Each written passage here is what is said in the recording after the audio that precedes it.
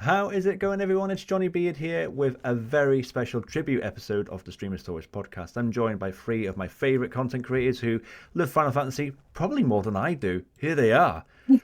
It's Neon Genesis, Kiraga, and Eyes on B. Hello. Hello. Hello. Oh, I'm so excited to talk to you guys for an hour on my podcast. Thank you for joining me. I'm so excited. How are we? Are we all good? Yes. All Yes. good Very now that we've excited got to the talk shenanigans about. out of the way. Yes. Oh, good stuff, good stuff. So, okay, we'll go in order. Just introduce yourself for those who don't know who each other are. So, I mean, obviously, I'm Johnny Beard. I don't need to do my introduction. But Neon, would you like to introduce yourself? What type of content? Yeah. My name's Neon Genesis. I'm a variety streamer and speedrunner, specialising in speedrunning Final Fantasy games. But I also like to do quite a lot of variety because there was a lot of games I didn't play over the many years because I was too busy playing Final Fantasy MMOs.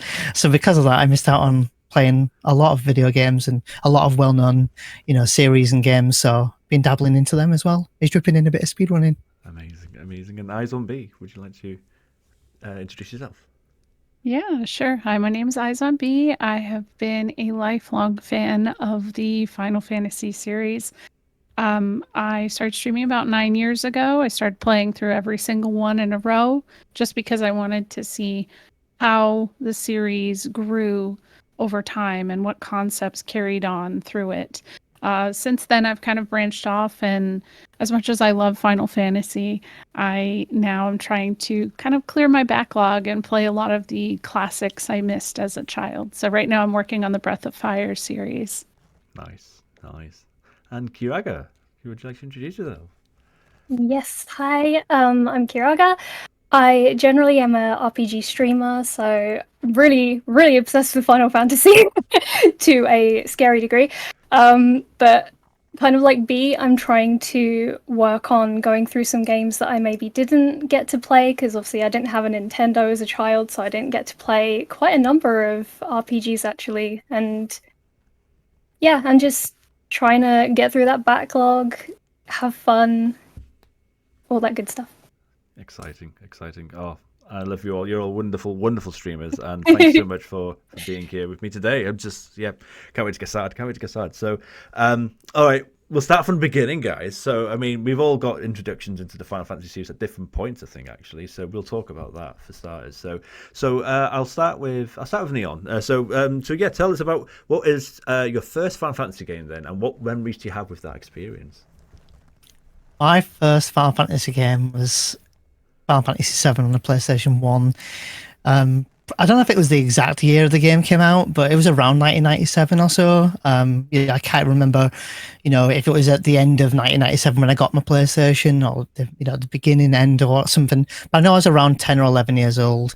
And I remember taking turns with my brother. He'd play the game first until he dies. And then we would swap in and I would have a turn and kept on getting stuck on the first boss because of a silly little tail, a laser.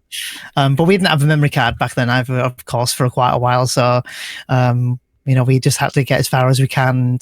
So I guess even back then I was restarting the game a lot and a lot and a lot.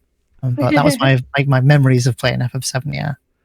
Amazing. Oh wow, yeah. I think I've chatted to you about your memory card and I think how it affected maybe your speedrunners, their techniques and stuff, hasn't it, over the years? So yeah.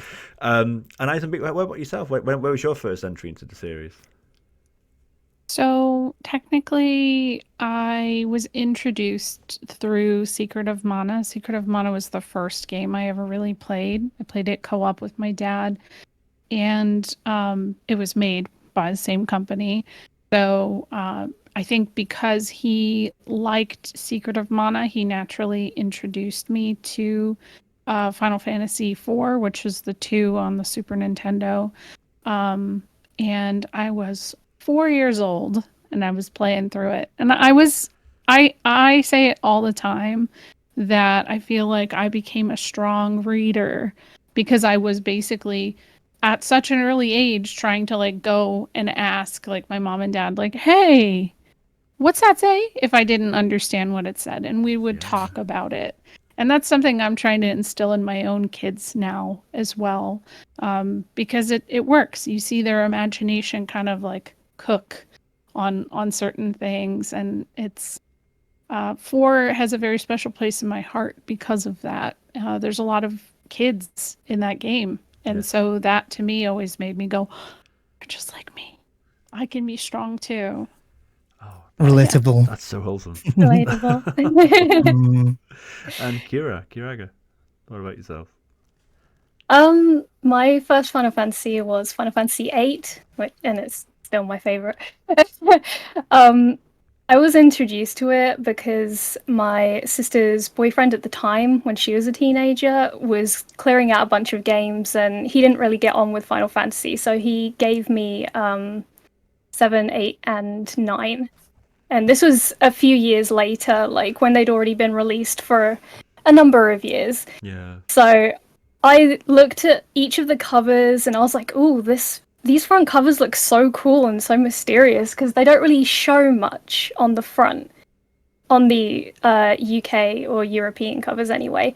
It's just the logo and then just white in the background. So I was like, what does this mean? What is this? And I was looking at the back of each one, and I think the one that stuck out to me the most at that time was 8, because I thought the characters looked really cool and the story sounded really interesting and what I was super into at the time. And just because I was going through a lot of crap at home at the time, when I put on Final Fantasy VIII, it was like everything just wasn't important anymore, and 8 was the only thing that was important. It just kind of gave me that escape and the relatability of Squall and how he was, and like all the other characters with their own problems and thoughts and feelings. I related so much to all of them, and it just kind of gave me this inner strength, I think. And it's just, for me, that's a very happy memory because it allowed me to continue on and be stronger as a person. Wow. Yeah. Yeah, that was my first. I really love the Final Fantasy series because I think from people of all ages and from all different countries and cultures, it really does offer a great place for escapism, you know, whether you're a young age or even as an adult these days. It's one of the things I cherish probably the most about the series, to be honest. It's so good. Yeah. Completely agreed.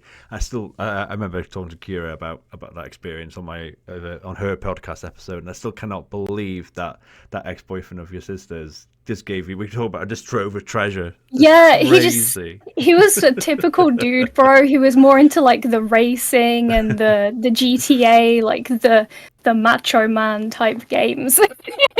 So something like Final Fantasy, he was like, oh no, not having that. Yeah, when you said that, oh, they gave me 7, 8, and 9, I was there. I don't know if you saw my reaction, but I was like, bagging, like you just got these amazing games. Like, what free. Along with a PlayStation. So crazy. Do you still have your original, like, do you still have those copies still, or have they, like, Yes. you... Wow. Yes, amazing. they have stayed with me for life. That's actually amazing. Oh. Never got rid of them. Well, like Neon, I relate sorry, you go. a lot to it's okay. I relate a lot to that, just kind of being an escape too. And I think there's a lot of people around our age who found these games, like, it feels like it was a good outlet in that regard. Yeah, and I think, like, you know, I don't know how old, you know, everyone is here, but I think it's a common thing around probably my age. Don't want to say, you know, guess people's ages here. We're basically the same age. Yeah, I think we're all age, pretty. for sure.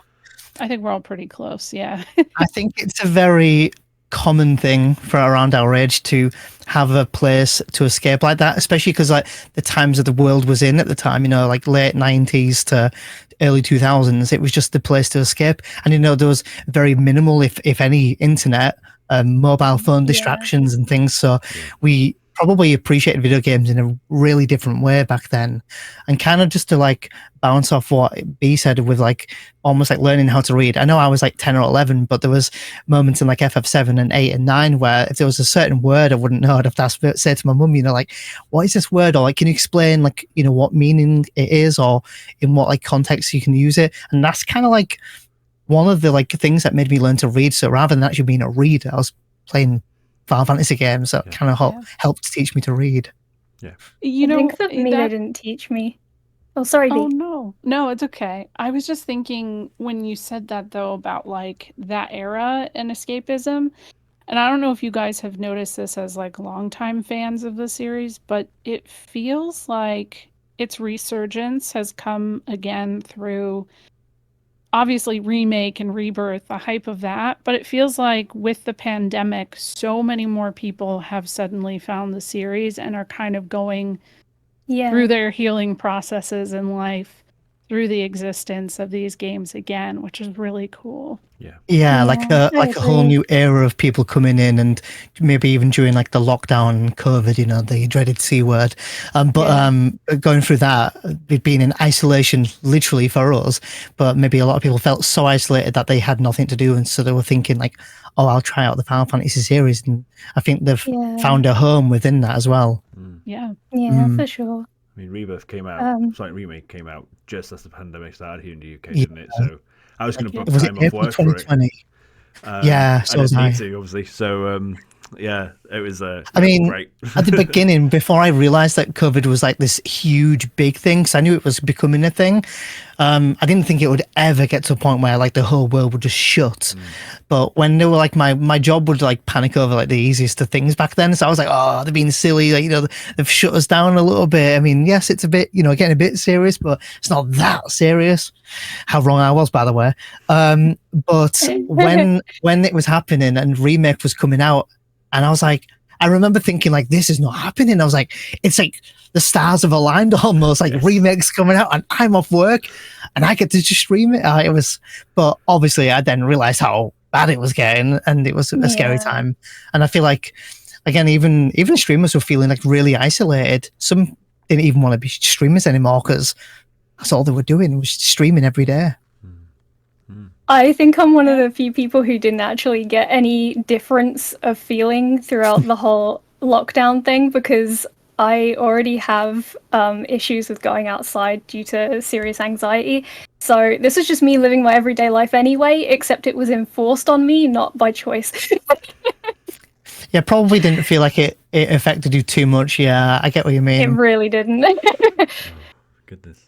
Okay. It's not a good thing by any means, but yeah. No. I know what you mean.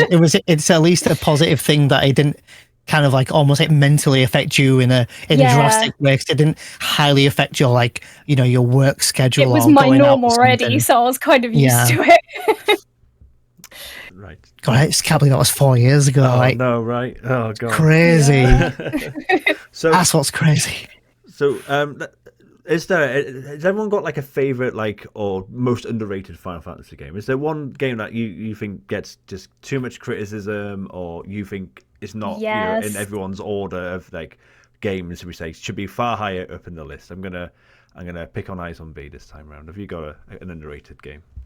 You know, I would say tactics, but I do feel like people love tactics. It's just that people haven't had the opportunity to play it. Which I think that if they released a remaster, as I ask them on a weekly basis on Twitter, that it would probably finally get its time to shine. So in that case, because I do think it's loved by the people who have played it, that one doesn't count. Instead, I say, oh, it's tough. I feel like 8 and 9 are kind of there. I feel like 7 really overshadowed both of those titles, and they shine in different ways. But because it was a topic today that I've dealt heavily with, I'm going to say 9, because when 9 came out, I feel like a lot of people didn't give it a chance because it didn't look like the other games. And I think that it's something I'm seeing now. People are appreciating it a lot more. But back then, being a fan of that game, I often would get told, oh, it's ugly. I don't like how the characters look. It's too like unserious. And I'm like, dude, that's the darkest game. It's probably one of the darker games in the series. Yeah. So It's always it's too cartoony, and it's like, so was 7? Yeah. Literally, 7 was anime. Literally, though, I find that in nearly all of the Final Fantasies, if you think about it, they're all kind of dark in their own way. Oh yeah. Yeah. Nine is kind of like camouflaged by like the bright colors and like how it kind of looked like it went back a step, with 8's kind of quote unquote realism characters to like the designs that 9 took. But if you actually are reading that story is like probably one of the best written games. But like if you pay attention, that's actually a really dark story. Yeah. I think a lot of people mistake stylistic choice for downgrading. Yeah. And that's an important thing to think about. It's like, is this really a downgrade or is it a stylistic choice? There's a difference between realism and more sort of fantasy-based or cartoonish-based styles. They just wanted to go for something a bit more lighthearted this time in their style. Yeah. Despite it still ripping your heart out. Yes. I do want to actually confess here to be that I was actually one of those guys who was like, who quote unquote, I didn't hate on it, but I enjoyed 9. You're a hater, Neon. I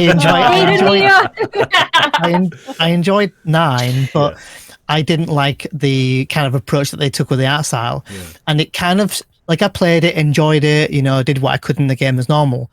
But then, I'm not even joking, this was maybe only about 6 or so years ago. I replayed the game, read the whole thing, and my approach from that whole game, like just everything that I did in that game, I was like, this is now like by far like oh my god, what have I just played? I felt like I'd read it and played it for the first time, and it was just, I saw it in a completely new light. And I would say for me, it's definitely my top 5. I don't like ranking them because I just can't, but I would say for me, 9's gotta be in my top 5 because I think it's, even to this day, and to kind of say what he was saying, like at the beginning, like a lot of people used to hate on it, and I still feel like people still kind of do, but I am seeing it getting a much more wide appreciation for that game now. I'm hearing a lot more people saying that they love 9, and obviously they're praying for the 9 remake and such, which I'm like, me and Kirago speak about this quite a lot, but with regards to like certain Final Fantasy games getting hate and not liking, and I don't know, like maybe it's the fanboy in me, maybe I'm just a Square Enix fanboy, but I don't hate any Final Fantasy game. Sure, I'm going to rank one higher than the other, but me and Karaga were able to like have a little bit of a, conversation about how much hate one gets, but some people just don't even give it a chance. And I think the society we live in, people tend to jump on the bandwagon or the hate train of, oh, I heard 15's rubbish. Oh, I hate 15. Yeah. So, and I actually really like 15. That would probably be my answer, by the way, is I think that 15's an underrated game. Definitely got its flaws, but not a... They all do. That's the thing. No, they all do. There's not a perfect game. No. And that's why they try to change every Final Fantasy game, changing the combat, changing the story, changing up this and that. That's why, because they just want to keep, evolving. Yeah. What about you, Kira? What would you say is your most underrated? The fan base outside of this podcast are probably going to hate me for this, but 13. Oh, nice. I think is extremely underrated. I agree. And my choice was 13. I'm so tired of it. Yeah, I'm so tired of it because 13 is not as bad as everybody makes it out to be. Like, it's the whole, it's just a hallway simulator. It's too linear. So was FF10. Mm-hmm. Yeah, exactly. FF10 is literally a straight... It's almost a straight line. You just woobling through one long path. I think you can argue that most RPGs kind of start out linear to a point anyways.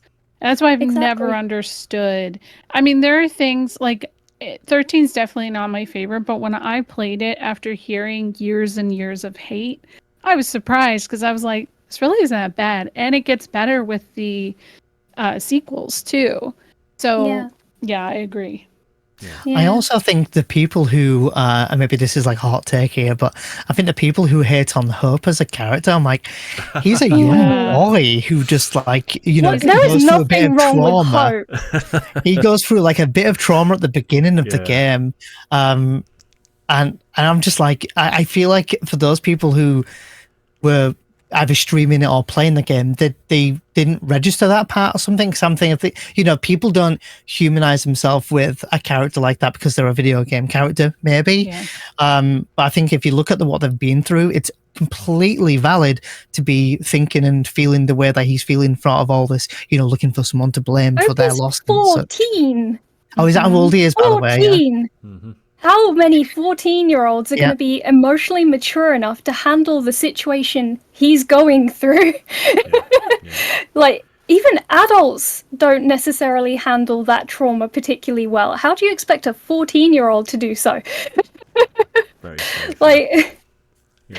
he's just whiny. No, he's going through trauma. He needs a break, is what he needs. He needs someone to just like, come here, Yeah. Give take him a under Yeah. my wing and look after him a little bit. Because, well, I mean, I don't know how much into spoilers we want to be getting into these games. I mean, obviously, we're going to be able to talk about certain aspects, but yeah, he goes through a little bit at the beginning. Again, granted, again, like B said, it's not my favorite Final Fantasy game at all, but I mean, B, I should let you take it away with the music here, but the music in Yeah. that game is also wow, phenomenal in that yes. game. Oh, And again, yes. underrated, Very like much. unbelievable music. Yeah, Yeah. I really like 13. Really like 13. I'm going to throw out another one of mine is Final Fantasy 5. Final Fantasy 5, I think, is underrated as well. Yes. Yes, that's true, yeah. Yeah, I really enjoyed my first proper playthrough. I played it like sporadically throughout the years, but I only finally did a full playthrough of it like about 18 months ago, and I loved it. Absolutely loved it. So underrated. It's really So- good. So because I've not played Final Fantasy 1 and to 5, I mean, I've dabbled in like a little bit of 1 and maybe done like an hour or two or 3. So do you think that 5's underrated? And if so, why do you think do you feel like people rate it so low? Like, why do you think that? I think people rate it low because they've not played it. Again, because Yeah. it was Oh. in relation to into Yeah, the West for basically. so long. Because it was Final Fantasy 1, 4, 6, if I'm not mistaken. Is that right?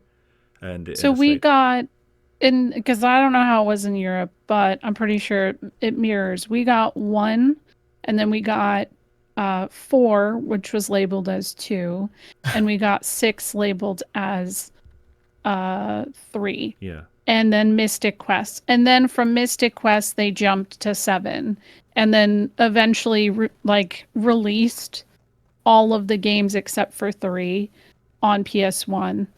And I think for 5, if it was released on the Super Nintendo, it would have been cared for a lot more. But I do think it never really got its proper time to shine like 1, 4, and 6 did. Yeah. And it is a really good game, but I think it also, the job system, if you're newer to RPGs in general, may not be necessarily friendly. I personally love that, but I think that can also be a hindrance for people. I found it Yeah. the job system to be way ahead of its time because obviously it very much Oh, yeah, it inspired is. 10-2s, isn't it? Which everyone talks about Yeah. to be one of the best job systems. It Yeah. is, yeah. But what I love about 5 is the comedy. So we talk about Final Fantasy 9 being underrated, and that's my favourite game. What I love about 9 is the comedy and tragedy, the Shakespeareanness of Final Fantasy 9. Yeah. 5 has a very definitely. similar set of themes. It deals with comedy and Yeah. tragedy very well. There's lots of really funny moments in 5. Really funny moments. Yeah. And I love I think the how- Pixel remasters did Final Fantasies, 1 to 6, obviously, Yeah. did it so much like of a favor because it really helped broaden people into trying out those games and like experiencing probably for them like different like storytelling, characters, and this whole new appreciation for the series. And again, like B was saying, like kind of early, like this like resurgent of new people coming into the Final Fantasy series now. It honestly, when anyone says like, oh, FF10 or FF9 or something's my their favorite, it just makes me smile because I'm there going, oh, I'm glad that you've got a favorite because like Yeah. it's so warming because whether I like it or not, it doesn't matter. What matters is that you like it. So I'm just like, oh, warms my heart a little bit. Oh, right. Okay. Picking questions here because man, I don't think we're going to get through everything. This is so good. So one thing I'm going to ask you all, and I'm going to start with Kira, is if you could live in any Final Fantasy location, where would it be and why? Ooh. I would have to say probably Gridania in Final Fantasy XIV, because I am a huge fan of foresty, calm, peaceful areas, and I just really like the the calm, tranquil sort of music that you have there. Like you have a literal forest outside of the gate that you could just step into and go for a walk. I would happily take like my drawing stuff out there and just sit under a tree and draw or read a book or something. And I also really like that the Shroud in general also has a bit of a dark side to it, because I'm also into sort of spooky stories and sort of darker tones to things, so it kind of hits both of those notes for me. It's got like that peaceful, tranquil side and then the sort of darker tones to it. Nice. So yeah, Gridania. Nice. And yourself, Neon? That's a really good choice, by the way, Kiraga.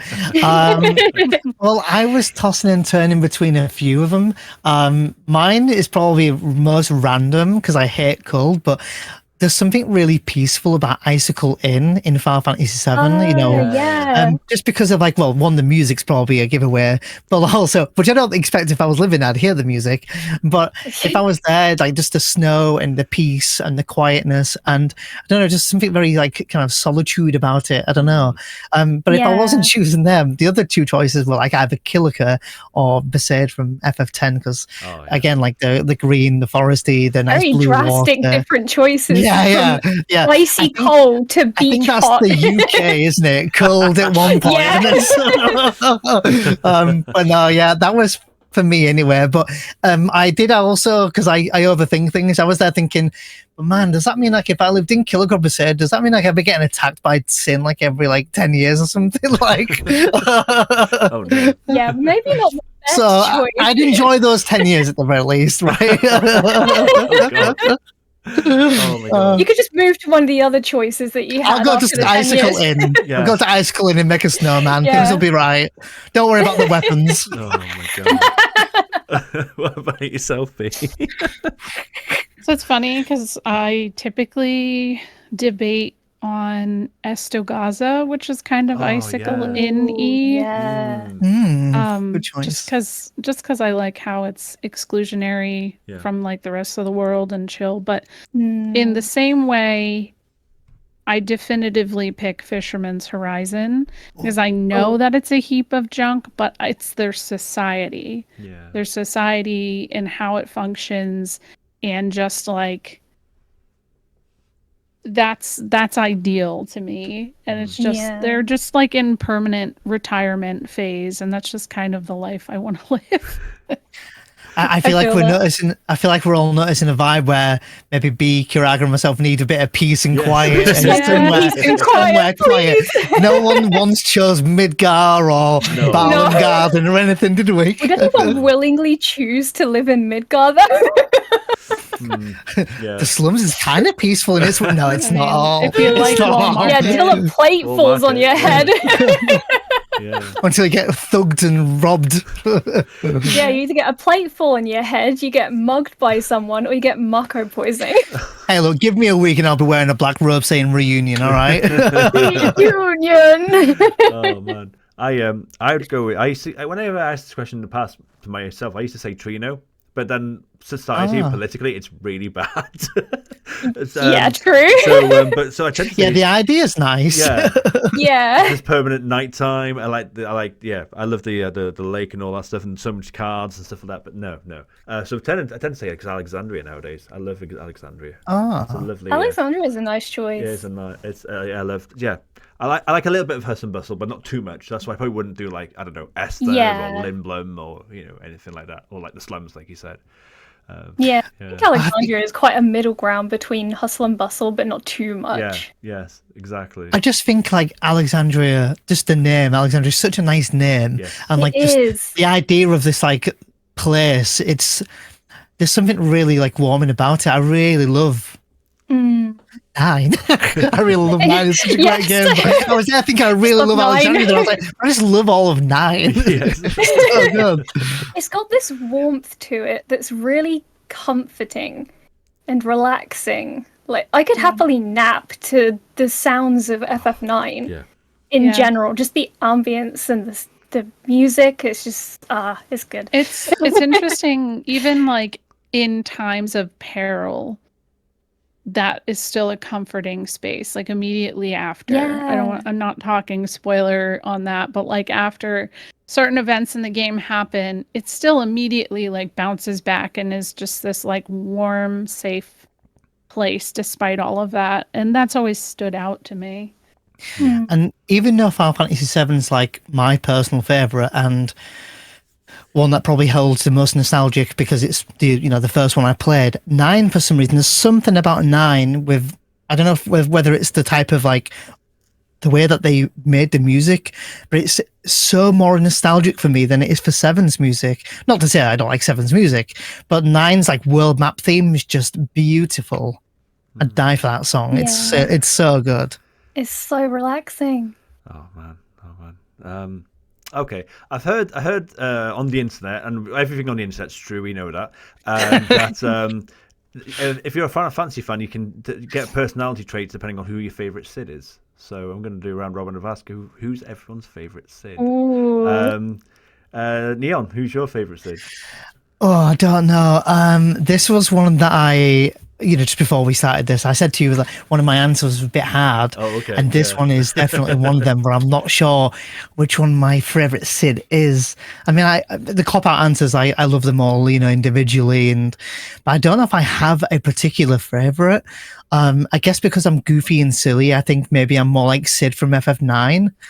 Minus the guacs, maybe. Some ribbits maybe instead? You now have to incorporate guac into all your sentences now. Yeah.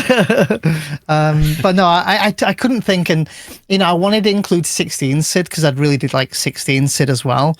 But he was cool. I wouldn't say that I relate to him in any particular way in that regard. Like, so I really struggled with the Cid, and I definitely don't relate to the Cid from 7 too much. Again, not that I hate Cid or anything, but I couldn't think of a favourite, and certainly like a trait either. But maybe Cid from 9 was probably my answer. And what would yourself be? Who have you got a favourite Cid?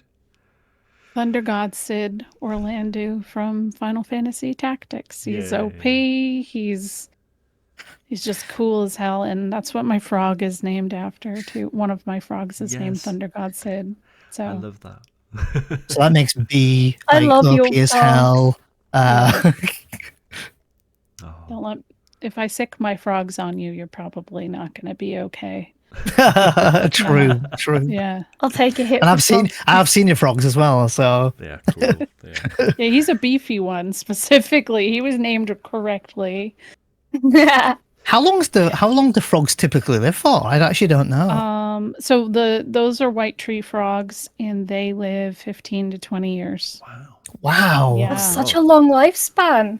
Yeah. Wow. How long have you had yours for? Like, I got my first set of frogs last May, and they were babies. They were little froglets. So we got a long life to live together. And I also just assumed before that they only lived like 2-3 years. yeah, That's that's what what I I was thought. thinking. Yeah. Yeah. Wow. And then I found out, and I was like, if I take care of them really well, which I will, they will live so long. And yeah, they're doing well. Aww. Oh. It's so cute. Okay, Kira, who's your favorite Cid?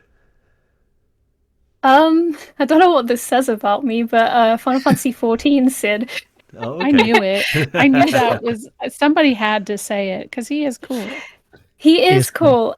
I am not cool, but I think. I think we can have a debate about that as well. To be honest, I mean, Yes. No, Correct, we yeah. cannot.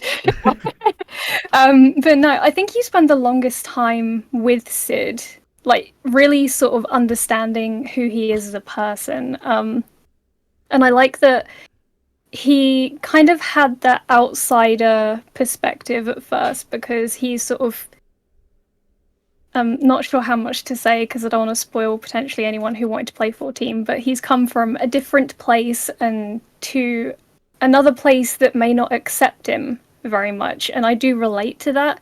Not so much that I've come from somewhere else, but the fact that I never felt like I really fit in where I was. So I do kind of relate to that small aspect of him, but he also has his own sort of issues that he's working through and trying to sort of make up for past mistakes and stuff like that. So I think that's why I like Cid. Like, you spend a lot of time with him, you get to know him quite well as the game goes on. That's a great answer.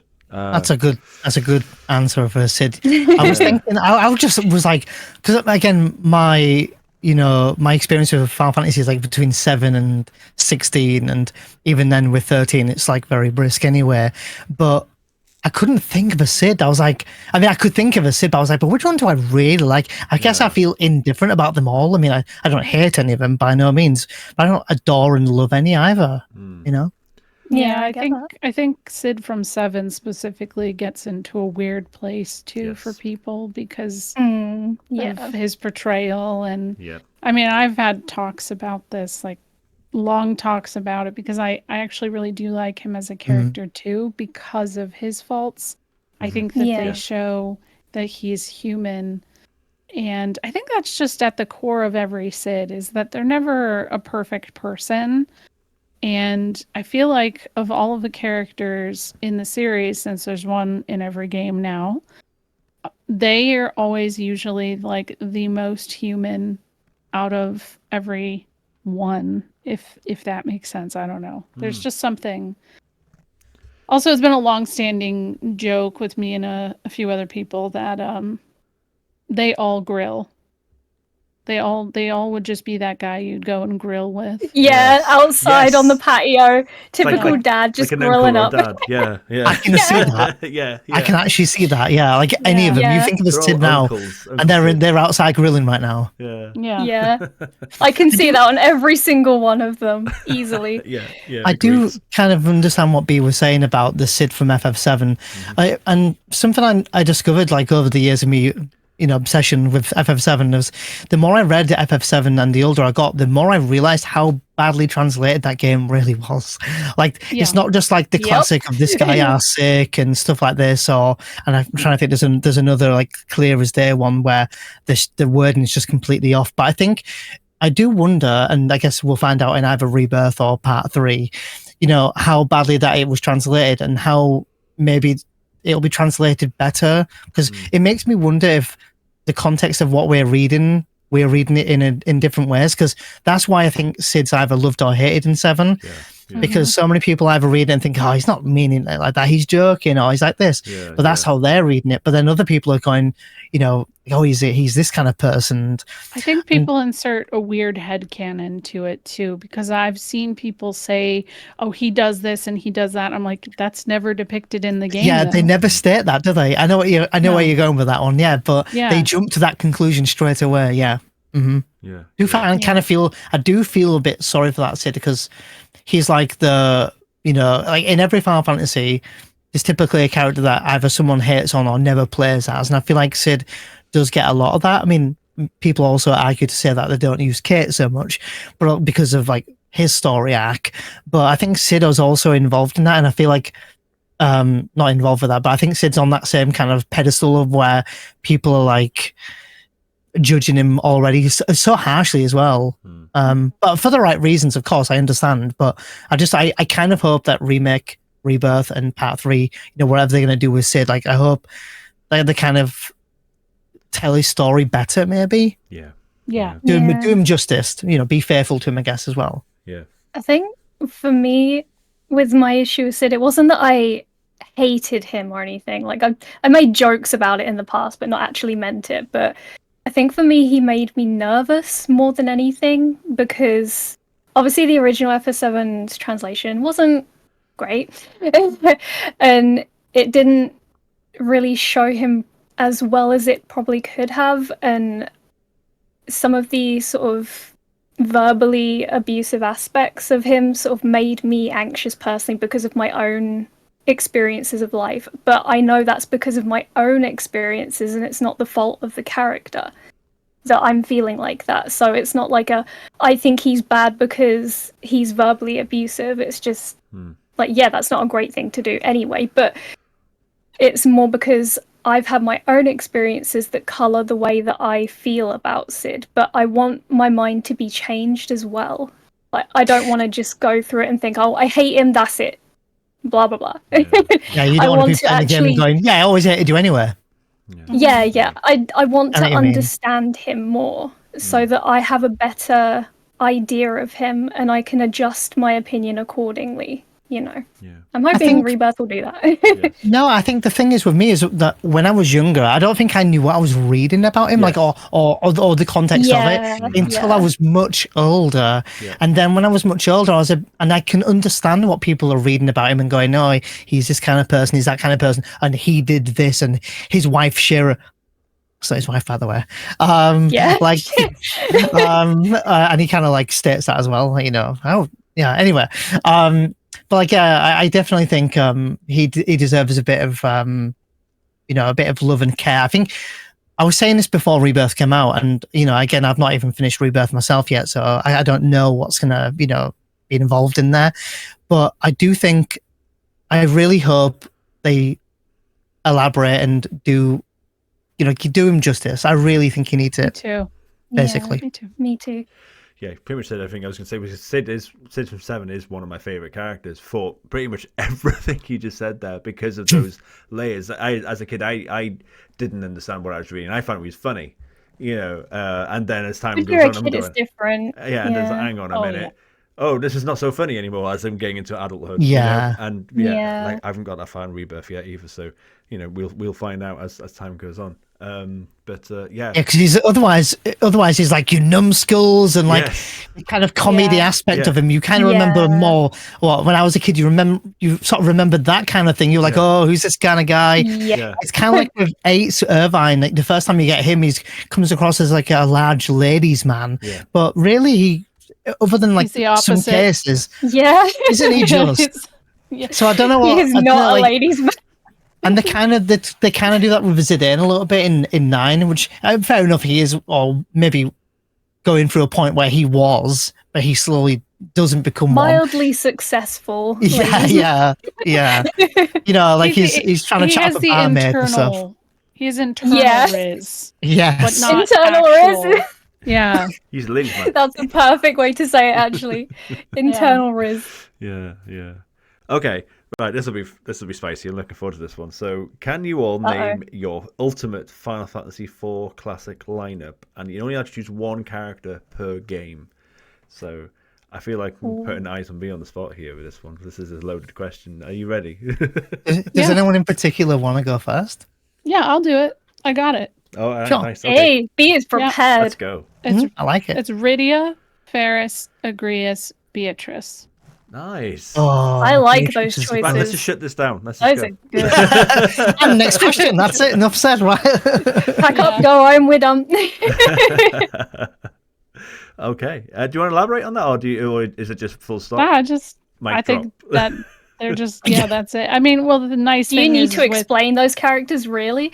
I don't think I do. I will just say that if you have to question like versatility, I would just say that Ferris could be any of the jobs from 5, True. but I think True. we'd be okay. I think that's a pretty solid lineup. And you've done, I know we're going into plug territory here, but I honestly do not mind whatsoever. You've done fantastic YouTube videos on a few of those characters, haven't you, B?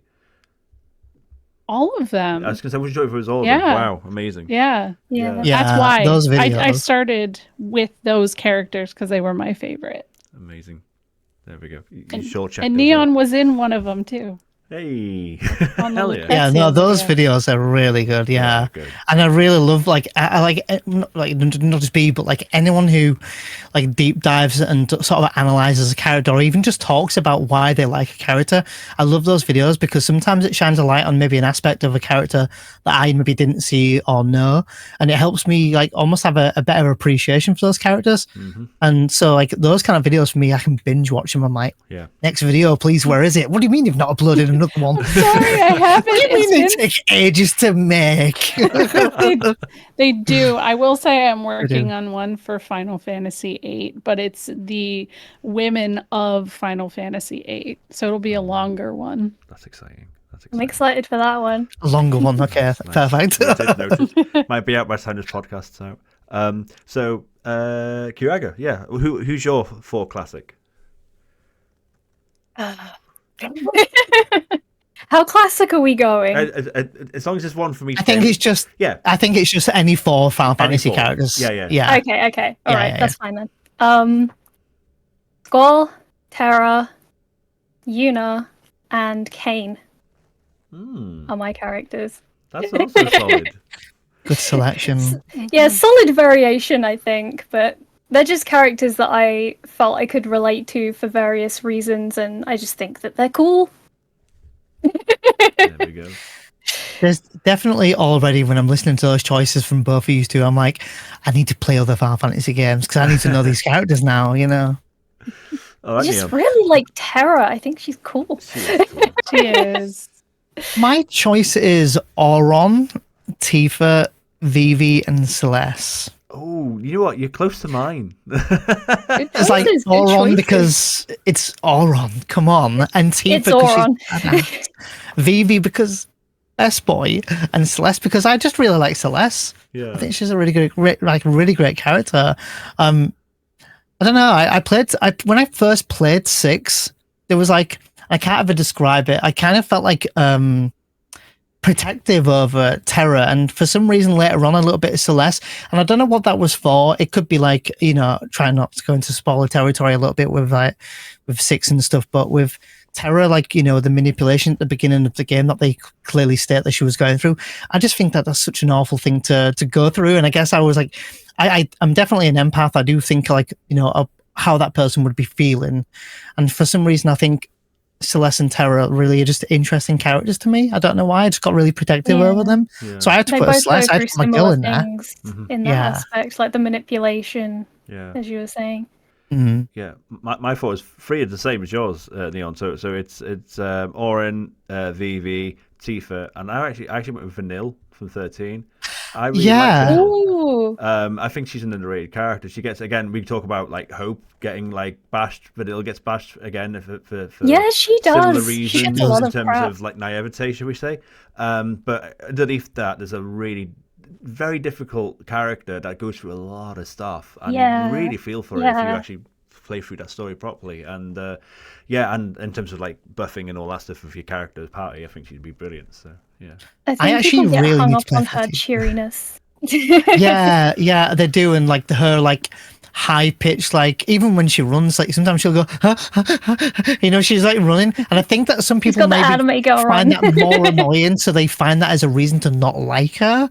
But Yeah. then it's and I have to completely admit that when 13 came out, I've never done this with a Final Fantasy game. I'm almost ashamed to admit this. I started playing the game as normal, was, you know, watching it and playing it. Then for some reason, I still don't know the reason to it, maybe the time in my life or whatever, I skipped all the cutscenes, but I still beat the game. I never do that ever since, and I've never done it ever since. Oh. Years later, I thought I'm going to go back and play the game and actually read the cutscenes. Sorry, read the cutscenes, watch the cutscenes and read the game, you know, like properly, like take it in. So I did, and I got about halfway through, was really enjoying it, but I only stopped for whatever reason because either another game took my attention or I went on holiday, you know, something. But I remember remembering like how much I was really enjoying that game.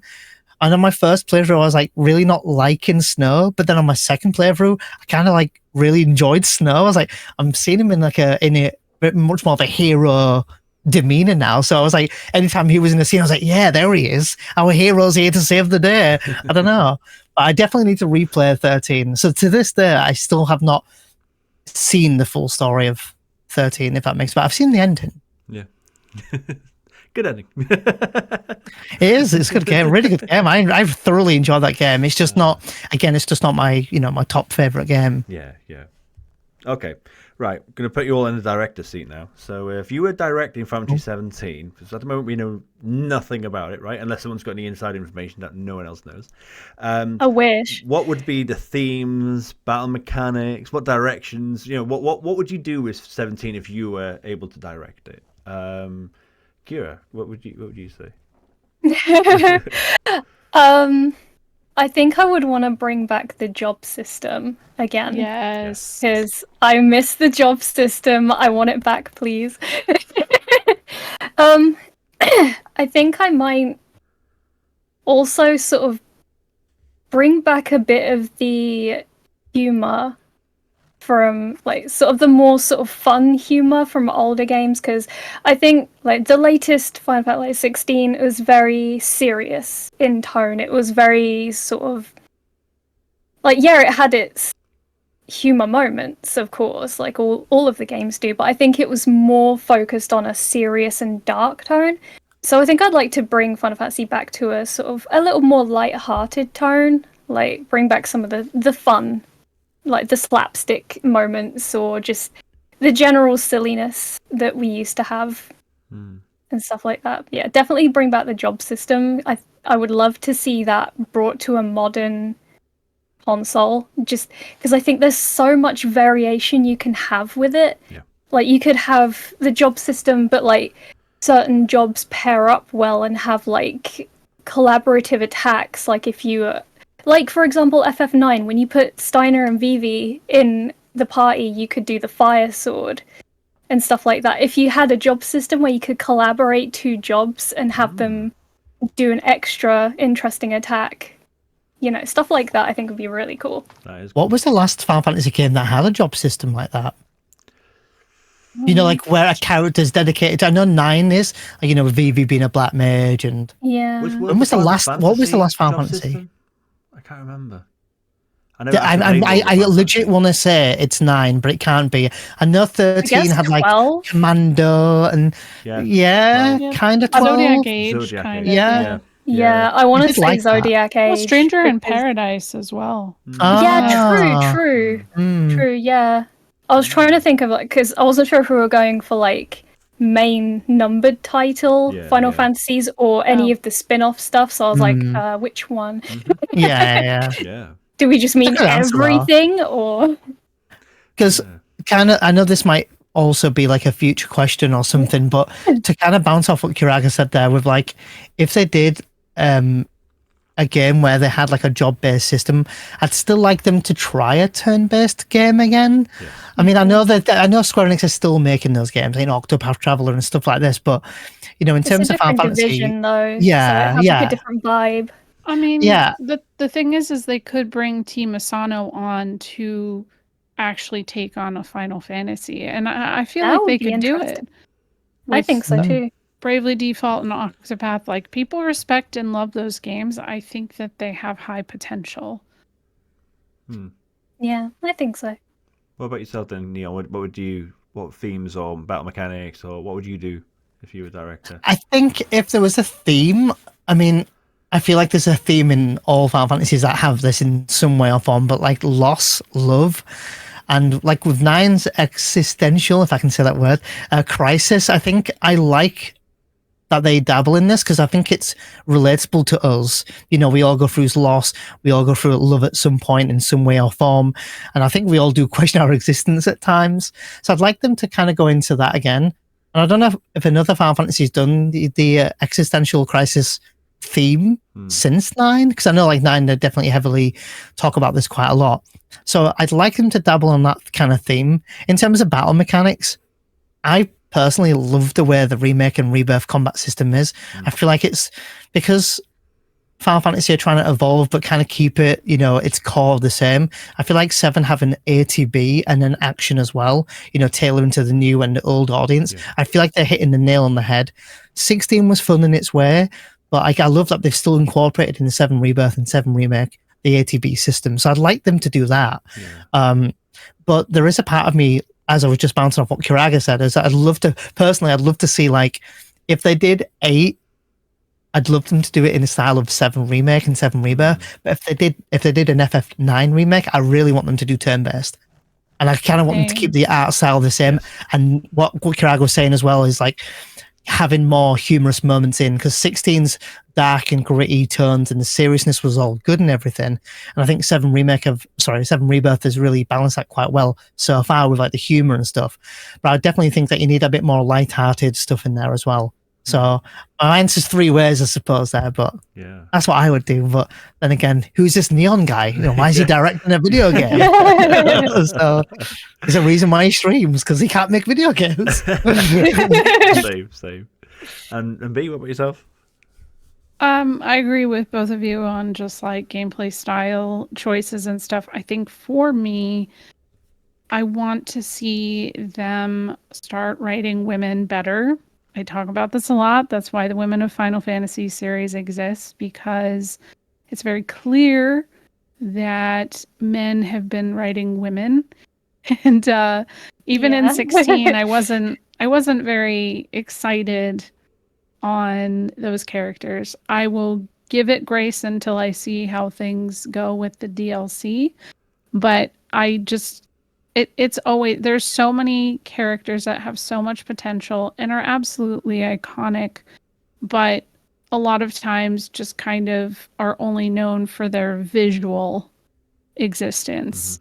Yeah. And so I would really love to see them work on that kind of thing, just getting more diversity in the writer's room. The way I look at it, people want to play games that are relatable to them. And there's so many different people from all kinds of, age ranges and stuff. And that's another thing we're already seeing. That used to be my biggest gripe with the series is, can we please have older characters? Yeah. Well, now we're seeing that I with agree. 16. Now we're seeing it because and I get why it was like this too. I get that we were the target audience 20 years ago when we were teenagers. So the characters were teenagers. But we've all kind of clung to this over time. And now we're in our 30s, getting closer to 40s. And to still be playing a teenager for me is just nah. And that's why I like 14, because it's a self-insert. Yeah. And that's why I was There's happy a nice for range.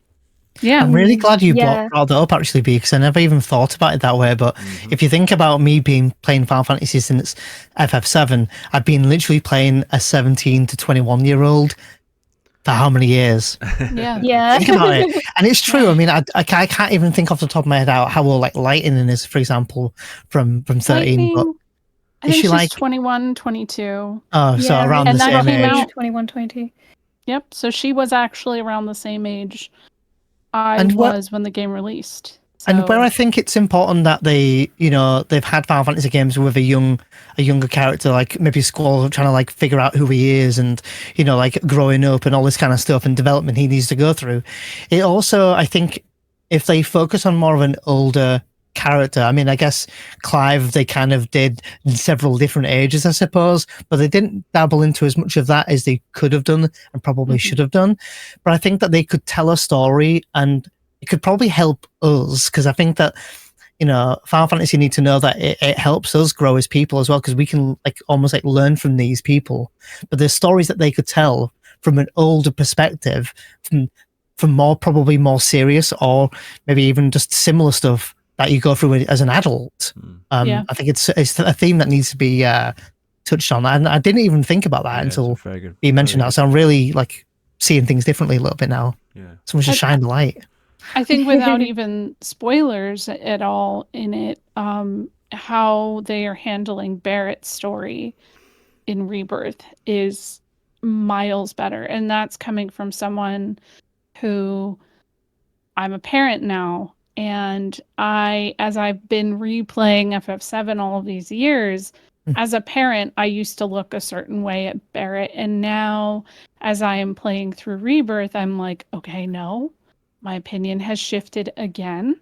And I think they're doing it right. I think that those little nuances of who people are and what their reasons are for what they do are so important. And in as much as we love the older titles, those were never really clear. It was always kind of this is what their plot point is, and then it was left at that. And then there was nothing else on it. It was just the rest of the game. They saved the world.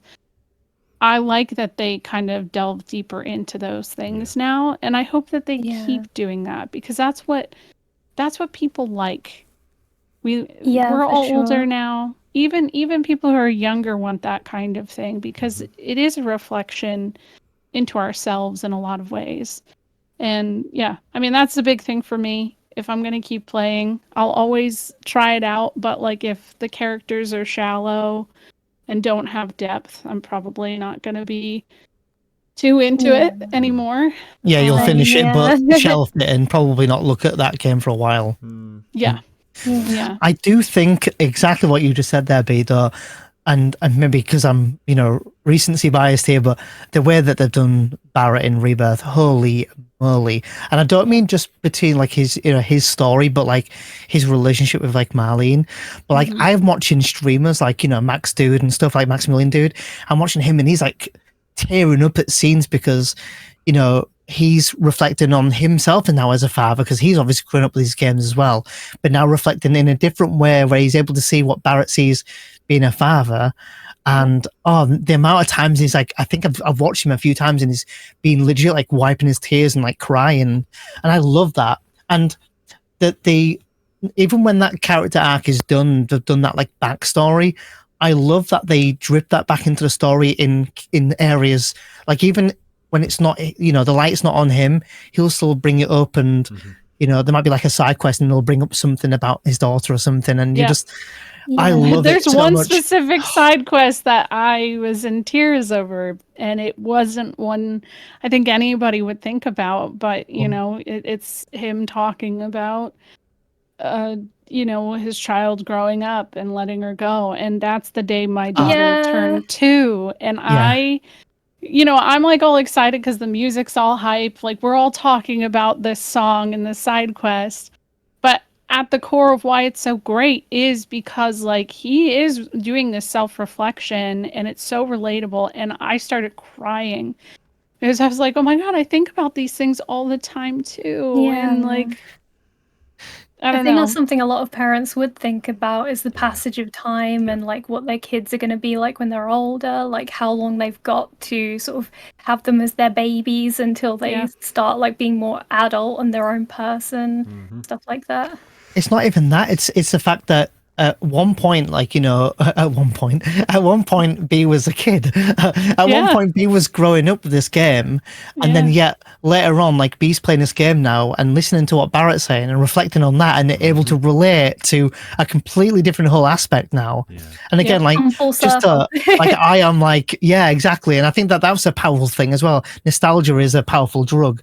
But the fact is, and again, maybe I'm just like, recency biased here, but the way Rebirth have done the side quest with including almost like because that was main story stuff, that because they do dabble out a little bit about questioning Cloud, what at what age did you leave your town and all this kind of stuff, but like they drip this into side quests, which just makes the whole world feel better, because not only is the story great, but if you're doing side quests, you're rewarded with some excellent dialogue and cutscenes, and I've yet to do one where I'm disappointed.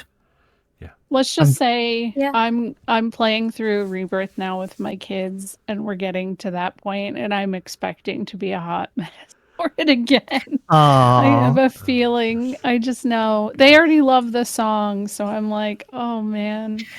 I'm not even much of a crier. Like, I don't cry too easy on stream. I'm sure I've creamed. I've cried, but then I've cried in this game.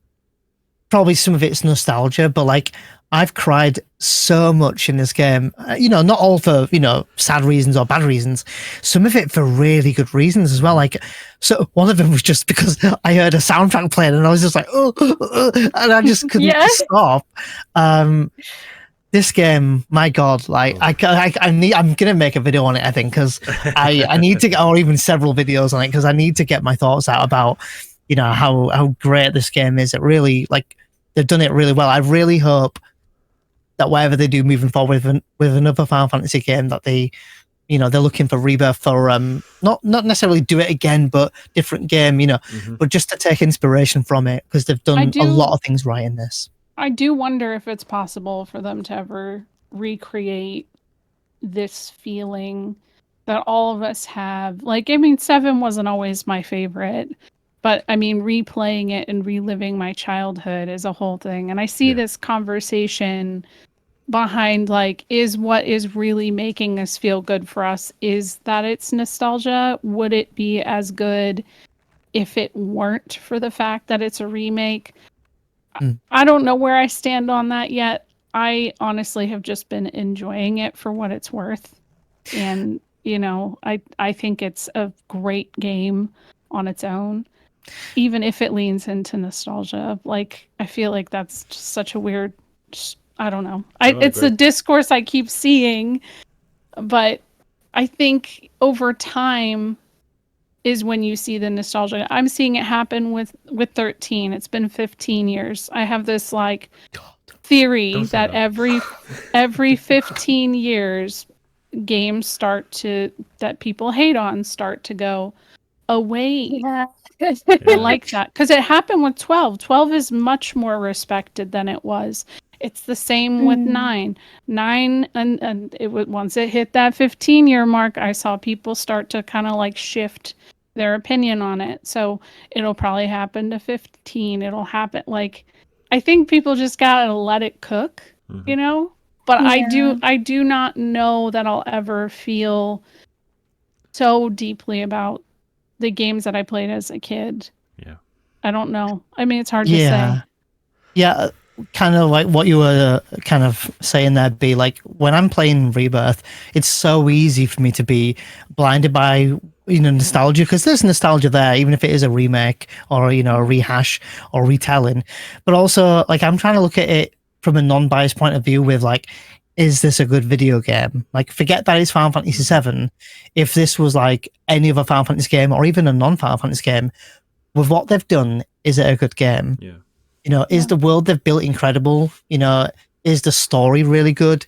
Have they given you enough side quests, and have they given you enough mini games? Because, again, it just shows the kind of society we're in. 16 got, a lot of crap for not having any mini games or something, but then Rebirth, they've given you quite a list of them.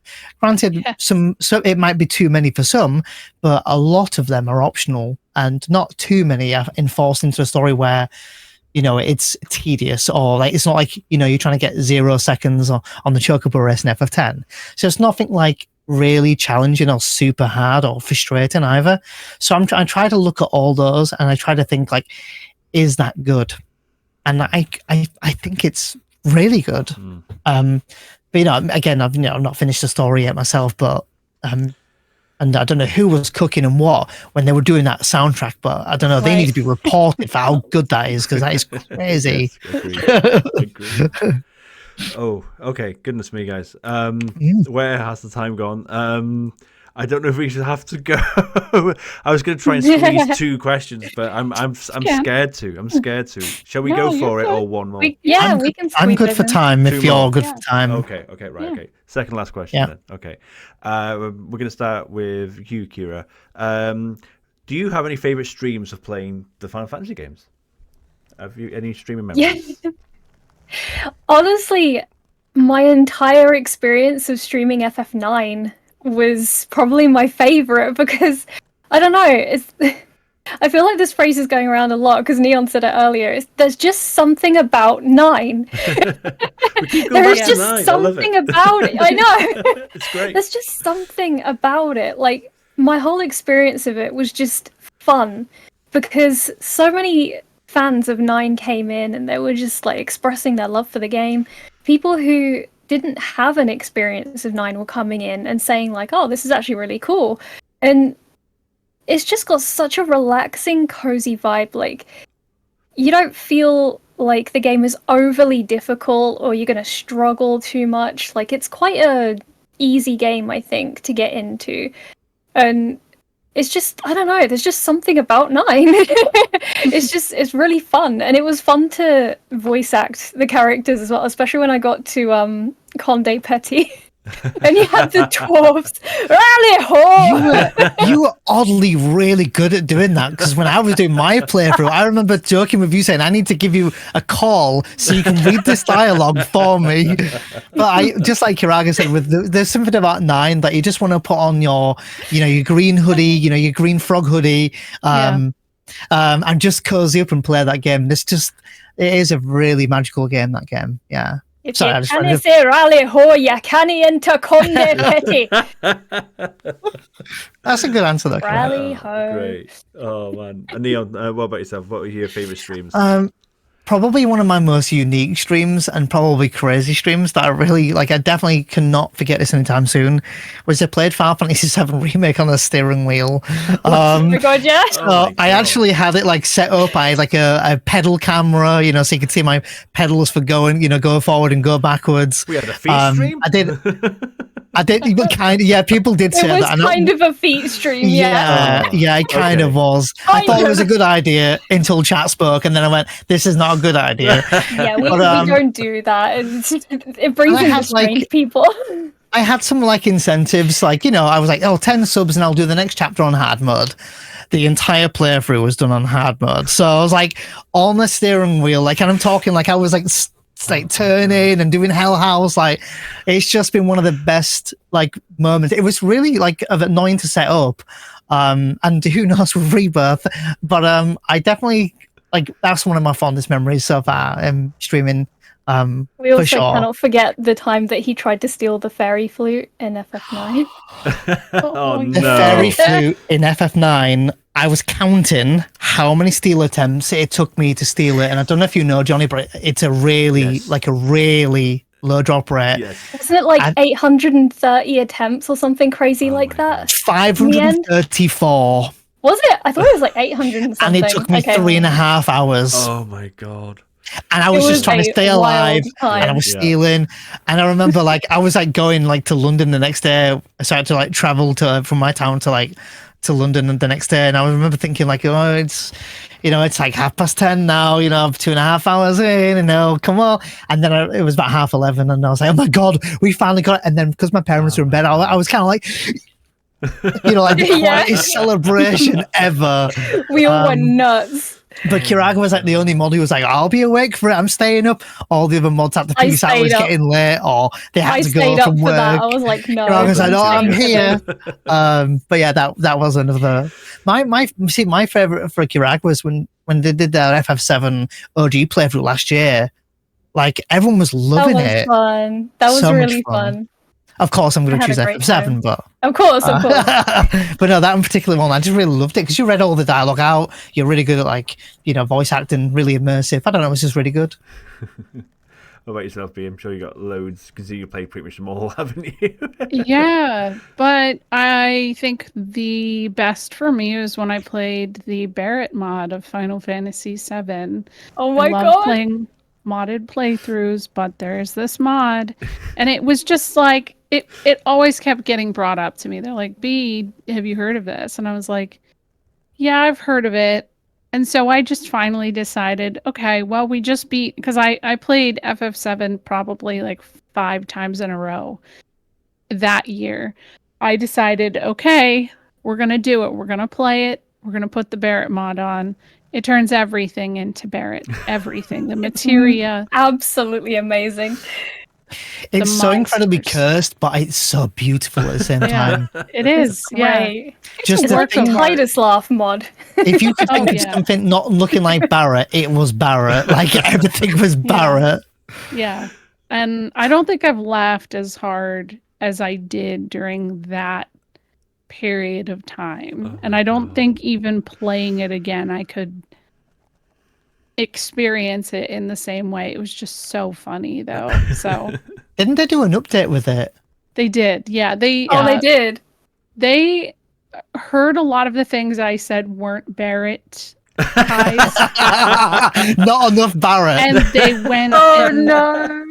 Like, the summons were not, the summon animations didn't have Barrett in them. They went in and did it. So oh my god, I need to play this. What have you done, B?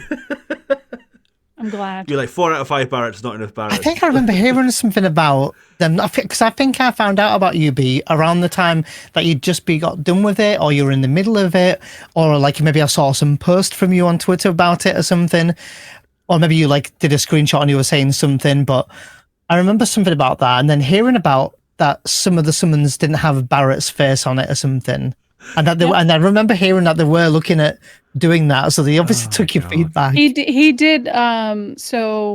Uprisen was the one who did most of the art of like making it Barrett. He streams it, and I got to see specifically Titan was Oh, the one I yes. caught him The best one. turning into Barrett. That face in his Yes. Barrett. Yeah.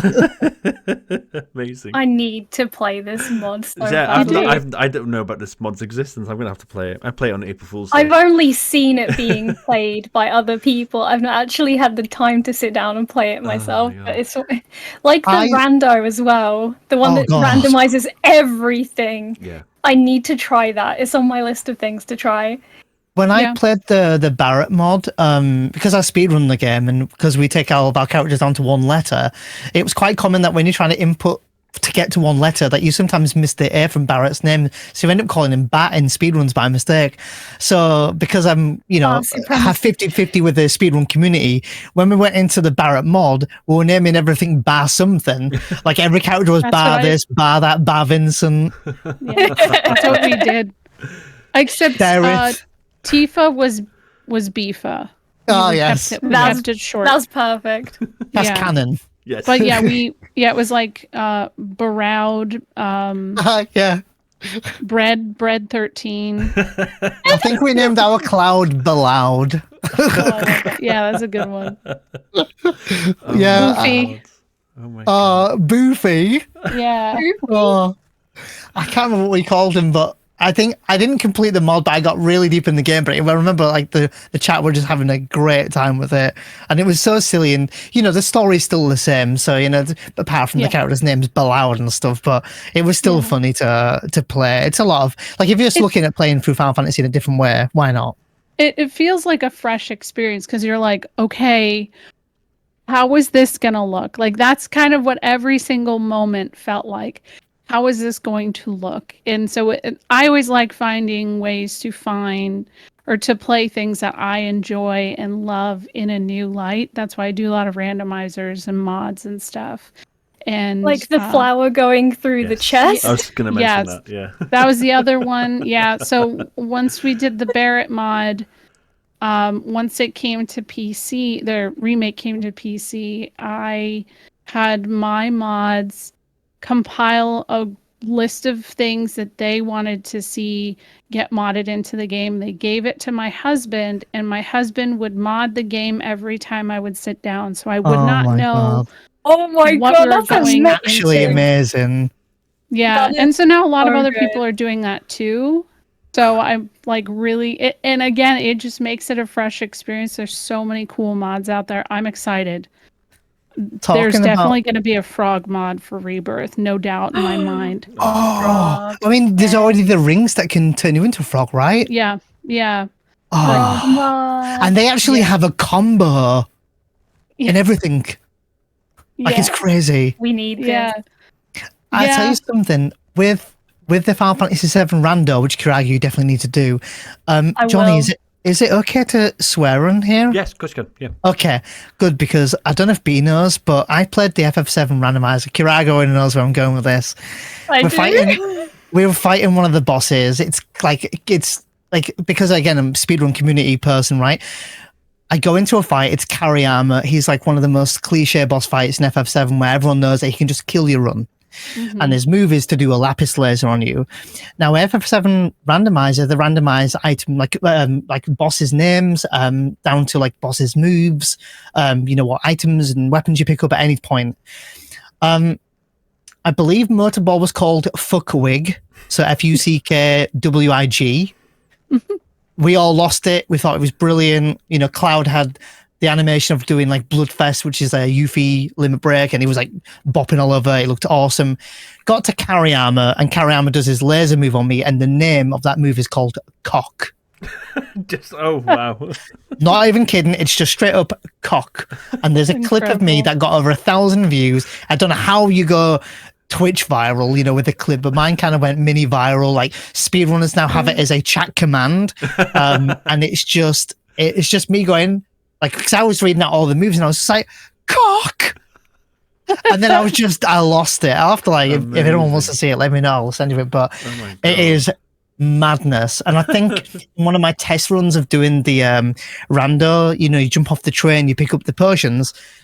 Yeah, I picked up 2 ultimate weapons. for Cloud. Wow. Oh my god. Oh, So Imagine it was just wielding two at insane. once, like the dual Well, I keyblade think I was wielding. able to sell one for a whopping 1 guild, but Yes. or I think I threw it with Yuffie or something, or probably Cloud or someone who had the throw material or something. But that game is brutal. Amazing. There was a point in the game in the randomizer where Aerith's attack would heal, but when you get Aerith solo and you can't escape from a fight and you're healing an enemy, there's nothing you can do. You're soft locked Oh god. because you can't attack because she only has attack and item. Right.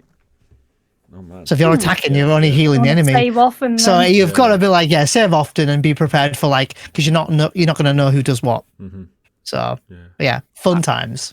I would add, you should both play the FF8 randomizer too, because those are some of my other favorite memories. I would say that all of these are my favorite because they always lead to some kind of artwork or meme being made or clip as well that goes viral, because the nipple flower thing, that was just kismet. Oh, yeah. That is like the best way to describe it. It was so We did funny. not know that mod it was just the place that it existed. And I still to this day don't know why it's so funny, but it's just wild to me that that is the exact spot that the flower goes. And man, again, I don't think Can I give it a square for accuracy? Yes, I mean, yes. right On the button. yeah Right. no, but Friendos. yeah, it's cool seeing art and stuff come out of that kind of stuff. So This is now officially the longest podcast episode I've ever done. And I love it. And I wish we could go for longer, but we really have to wrap up. So on the final question, I'm going to ask you to do as briefly as you can, which is so hard. I know, I'm sorry. Tell me why you loved Final Fantasy so much. So I'm going to start, let's start with B. Let's start with B.